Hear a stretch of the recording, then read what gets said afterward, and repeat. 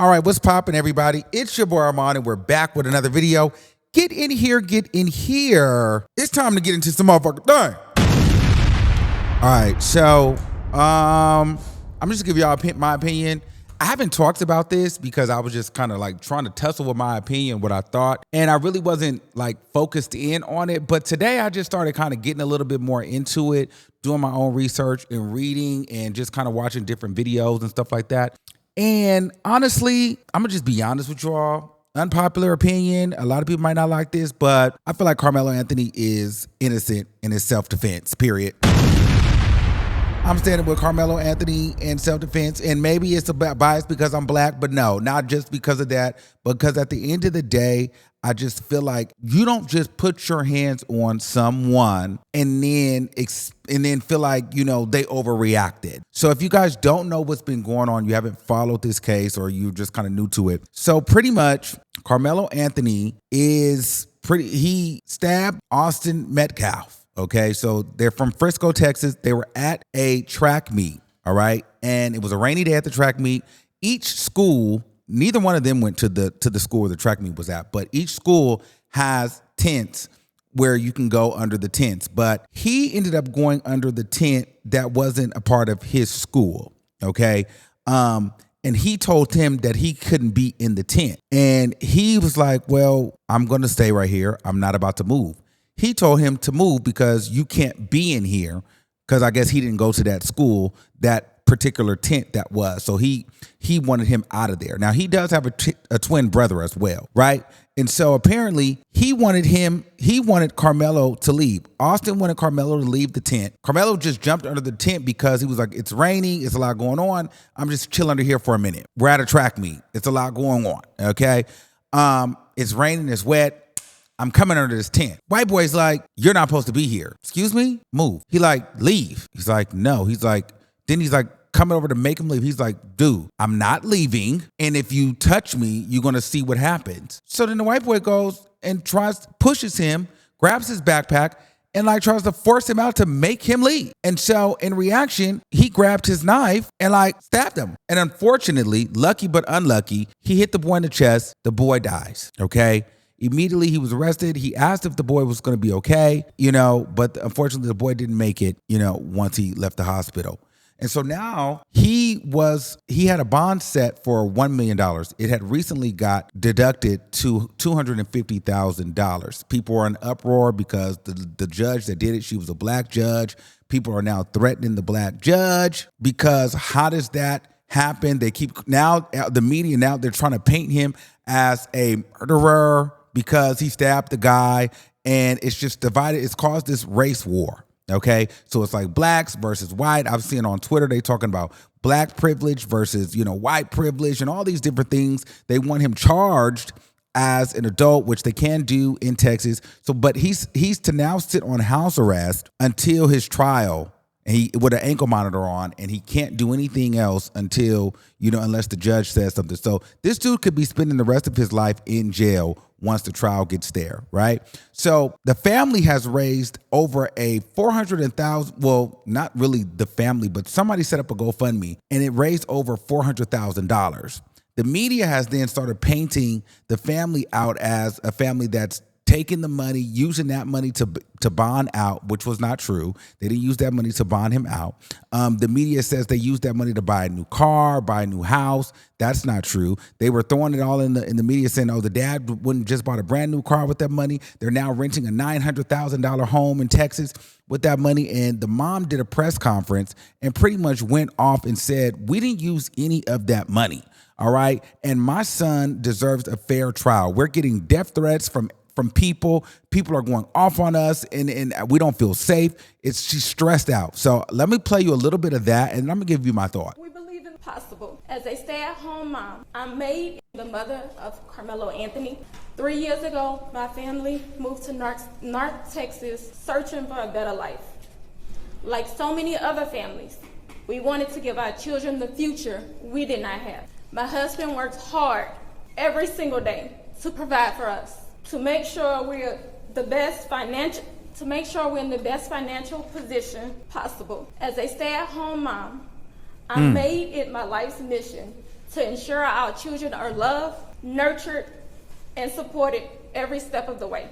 In wake of this tragic incident, our family has been under attack. Whatever you think what happened between Karmelo and the Metcalf boys, my 3 younger children, my husband, and I didn't do anything to deserve to be threatened, harassed, and lied about. The lies and false accusations that have been said about us, especially over the past week, has been overwhelming.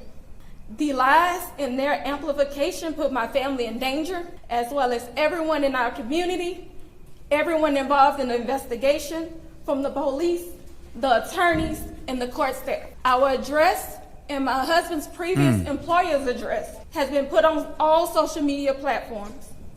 My husband had to take a leave of absence because he's afraid what may happen to our family. His mental health is deteriorating day by day.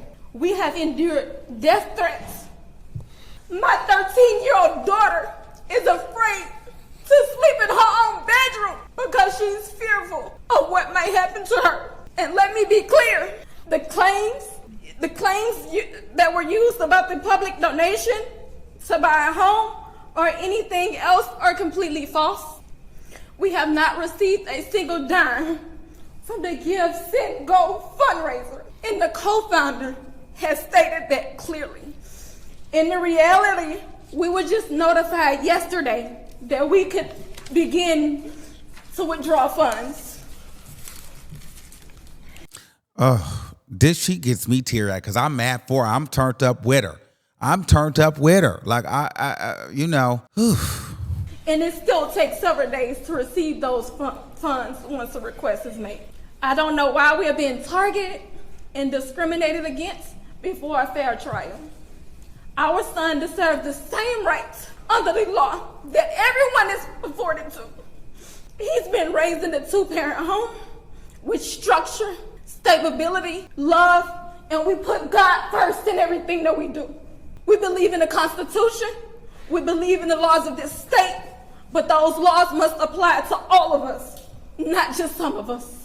To be clear, we will not speak publicly about specific. Okay, so you guys can go ahead and finish that on your own if you want to. Okay, here's my thing. I just feel like, listen, at the end of the day, it was an unfortunate thing that happened. And people are going to say, well, you're not supposed to, hit or use weapons or kill somebody, if somebody puts their hands on you. At the end of the day, you don't just go up and be putting your hands on people because you don't know what they have.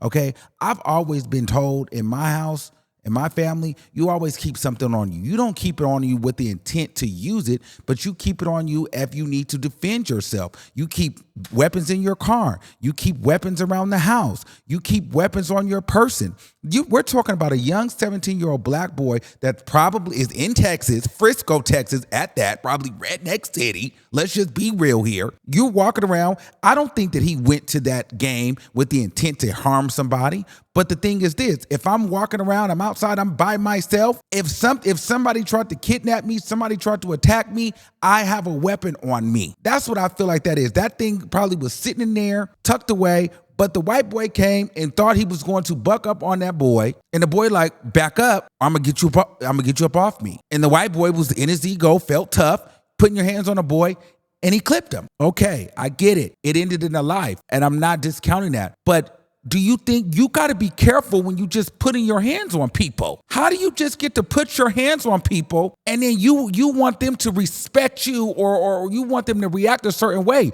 You can't just go and put your hands on people and think that they're going to react a certain kind of way. That boy could have been fearful. That boy could have really thought his life was in danger. Who knows what the parameters were around there? This other white boy got a twin brother and everything. He probably thought he was going to get jumped. I don't know. I feel like if I would have had a knife, I'm not going to lie to you.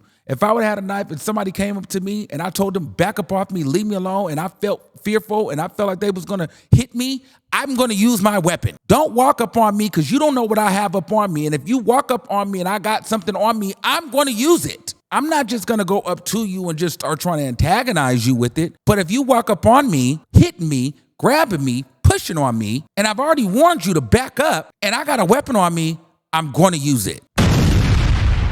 I just feel like we got to be real. Like, anybody would do that. Like, back up. I don't think that he really wanted to injure that boy, but he just told him, listen, you're not finna bully me. You're not finna bully me. You're not finna punk me. You're not finna harass me. You're not finna be beating on me. You're not gonna beat me up over here. Like, you're going to back up. At the end of the day, maybe he shouldn't have used a knife. Okay, I got it. Probably not the best choice, but at the end of the day, that dude should have not put his hands on him either. He should have backed up. I'm going self-defense on this, guys, because I just feel like had that been anybody else, had the roles been reversed and the black guy was attacking the white boy and the white boy did that, people would have thought it was self-defense. They would have said the black boy was trying to rob him. They would have felt like the black boy was a vicious monster and the white boy had to protect himself. And they would have been justifying this because they would have made it as though the black guy was the aggressor and the white guy had to protect himself. Why can't it be the same situation here? The white boy was the aggressor. He thought he was Billy Badass. He thought he was way too tough and he was going to show out in front of the girls and show out in front of the school. He was going to push the boy out and he gagged you. He told you don't walk up on him. You kept pressing it. You grabbed his stuff. You shoved him out and you got what you asked for. I don't know. I personally feel as though you cannot just be putting your hands on people and you don't know what people is doing. That's why I don't just go up and just think I'm just going to be fighting people and put my hands on people. Listen, hey, I'm going to get up out your way. I'm going to get up out your way. I'm not going to deal with it. You can have it. But also, don't just walk up on me because you don't know what I got up on me. And you can't try to come up on me thinking you're going to sneak me and hit me. And then if I stab you, then you all of a sudden, well, why did you do that? Well, shit, you shouldn't have walked up on me. Don't touch me. I have to protect myself. Leave me alone. I'm not bothering you. And everybody trying to make this some big race war. I don't care. At the end of the day, I'm standing with Karmelo. I feel like it's an unfortunate thing that happened, but he wasn't asking for no problems. That white boy jumped on him, was pushing on him, and, he just reacted. He reacted. It is what it is. Let me know what you guys think in the comments below. Do you think that this was a situation where it was a race thing? Do you think that this was self-defense? Do you think that, Karmelo was completely in the wrong? Who do you think was in the wrong here? Who do you think is in the right here? And how do you think that this situation is going to end? Let me know in the comments below. And until next time, keep that same energy and we'll see you soon. Peace out.